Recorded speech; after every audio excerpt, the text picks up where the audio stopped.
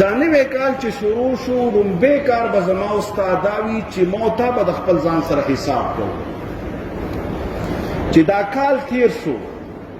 په دې کې څومره ګناهونه ما وکړل نو پکار ده چې الله ته جړه وکړو چې ګناهونه زما استاد پاتې نشي بلکې رب العالمین یې محو کړي او لرې کړي او څومره نیک اعمال موتا وکړل د حج په شکل کې د عمرې په شکل کې د روژې په شکل کې یا نور عبادتونو توفیق رب راکړه نو دې باره کې به دا جړه کوو چې الله دا موږ دپاره قبول کړي زمونږ په تفسیرونو کې مشهور تفسیر دی روح المعانی د هغې مصنف دی امام الوسی هغه په یو مقام کې لیکلي دي وایي د صحابو طرز عمل به د رمضان په باره کې دا و چې شپږ میاشتې به یې جړا کوله چې الله زمونږ په عمر کې او زمونږ په زندګۍ کې رمضان راولي ځکه رمضان د نیکو دپاره یو بهترینه ذخیره ده او بیا به چې کله رمضان تیر شو بیا به یې شپږ میاشتې دا جړا کوله چې ربه کنې تراویح ما وکړې د قرآن ختم مې وکړه تهجد او عبادات مې وکړل صدقې مې وکړې سرسایه مې ورکړې ده دا زمانه قبوله کړي نو مونږ به حساب دا کوو د خپل ځان سره چې مونږ دې کال کې څه کړي دي د دغې وجې نه به سلفو فرمایله وایي ځان سره حساب وکړئ او داسې یو ورځ را روانه ده چې حساب به در سره کېږي که چېرته نن دې د ځان سره حساب وکړو او څکاتې د خپله محو کړي د توبې په ذریعې باندې نو ستا پیټې او ستا بوج به لږ کم وي د دغې وجې نه د عمر فاروق رضی الله تعالی عنه قول دی وی هغه به فرمایله حاسبوا انفسکم قبل ان تحاسبوا وی تاسو د ځان سره حساب وکئ د خپلو نفسونو سره حساب وکئ د هغې ورځې نه مخکې چې تاسو به حساب ته پیش کړی شئ تاسو به حساب ته ودرولی شئ د احکم الحاکمین او د علیم بذات الصدور مخې ته به تاسو ودرېږئ په صورت حشر کې رب العالمین فرمایي ولتنظر وی او دی ګوري سوچ دی وکړي چې دی بنده د خپلې سبانۍ ورځې دپاره څه تیاري کړي دا غد چې قیمت سبا لري دا قیمت او دا مرګ سبا ځکه دی چې زما ستا د ژوند پته نه لګېږي چې دا نننۍ شپه زما ستا په کور ده او که په ګور ده دا بېګا ده چې ما ته اوده کېږو د دې نه بیا روغ پاسېږو که نه پاسېږو ما تا سره ګوره هېڅ ګارنټي نشته لیکن ما ته ډېر زیات په غفلت کې وو قسم په الله ما ته چې د خپل ځان سره څومره دښمني کوو دومره به کافر د مسلمان سره نه کوي دومره به یهودي او اسرائیلي د مسلمان سره نه کوي ما ته د خپل ځان ډېر غټه نقصان کړی دی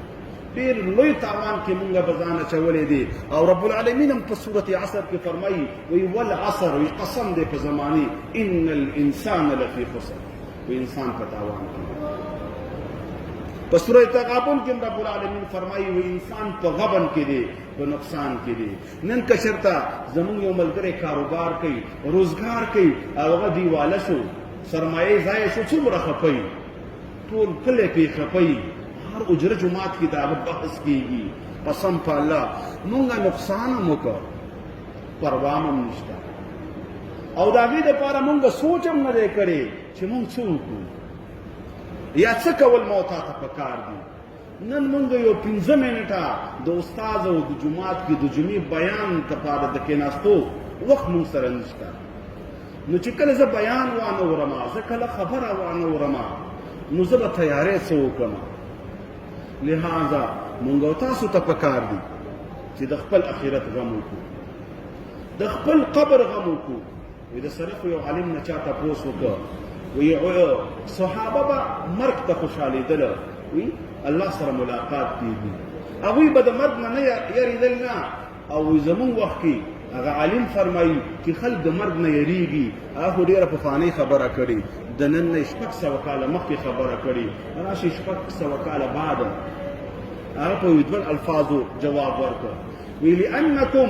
عمرتم الدنیا وی تاسو یېره ځکه وی چې تاسو خپل دنیا خو آباده کړې ده خپل کور هم جوړ کړی دی خپل روزګار هم برابر کړی دی د خپلو بچو غم هم کړی دی دنیا هم برابره ده وخربتم الاخره او اخرت هم خراب کړی دی او وایي څوک چې د آباد کور نه خراب کور ته ځي نو بیا خفه کېږي نه څه که نن مو تا ته څوک دا ووایي چې نن به لازمي تش پا د پالټۍ په غاړه باندې کې په هغه زور کندر کې به کې په هغه هدیره کې به کې موته به خپه یو که خوشحاله به یو یاد وساته زما او ستا لازمن یو ورځ په دغه هدیره کې شته او د دغې تورو خاورو په دې ډیري کې شته.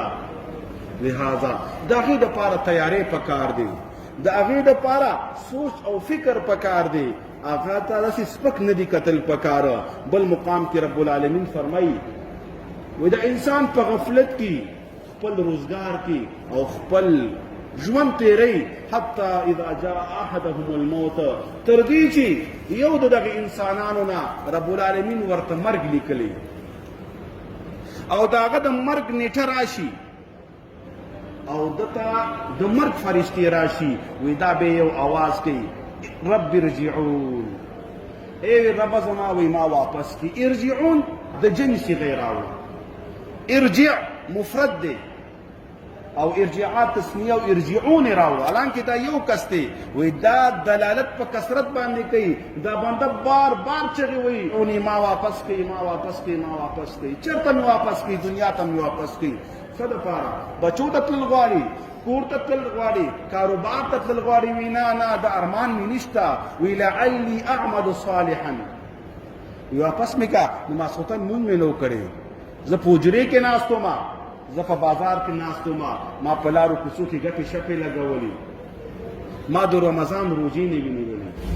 ما حج نو ادا کړی، ما عمره نو وکړي، ما د قرآن تلاوت نو کړی، ما نفل منځونه نو کړي. لعلي اعمل صالحا فيما ترکت، په هغه وخت کې چې ما پرېښي دي. د رب العالمین د طرف نه به آواز وشي کلا بس ختم، جب تک سانس اس وقت تک چانس پورې ستا سانس وي سا وي بس چانس ته در دی، او چې سانس لاړه نو بس چانس لاړه. لہذا مونږ او تاسو ته پکار دي چې د خپل آخرت باره کې سوچ وکړو. هغه خو ارمان وکړه، هغه خو چغې ووالي، هغه خو فریاد وکړه. او نبي پاک علیه الصلاة والسلام فرمایي وایي که زه د دې خبرې نه یریدې چې تاسو به مړي خښول پرېږدئ، ما به د الله نه سوال کړی وی چې د دې مړو دا جړا او دا فریاد او دا غوغا دا خلق واوري. لیکن وی که هغه حالت تاسو واورېده او هغه چغې تاسو واورېدې، بیا به تاسو مړي خښول پرېږدئ. نن که چېرته په هسپتال کې انسان بیمار وي او هغه چغې وهي زما ستا زړه څومره درد کوي. موټرسایکل باندې وغورځېږي، سر یې مات شي، بد حال کې یا د مرګ په حال کې، نو زما ستا برداشت کې بیا نه وي. او بیا خو هغه حقیقي دنیا ده، د جهنم اورم اور دی، هغه عذاب هم عذاب دی. یو حدیث کې راځي وایي د ټولو نه اسانه سزا به د یو کسي، او هغه سزا به دا وي چې 2 سکروټې او د اور هغه 2 سکروټې به راخیستلی شوي او د ده په خپو په منځ کې به کېښودلی شوي وي. او وایي دا به دومره سخت عذاب وي په ده باندې چې د دغې ګرمایش د وجې نه به د ده د سر دماغ خوټ کېږي. او روایت کې راځي دا بنده به وایي چې زما غوندې سخت عذاب به د چا هم نه وي.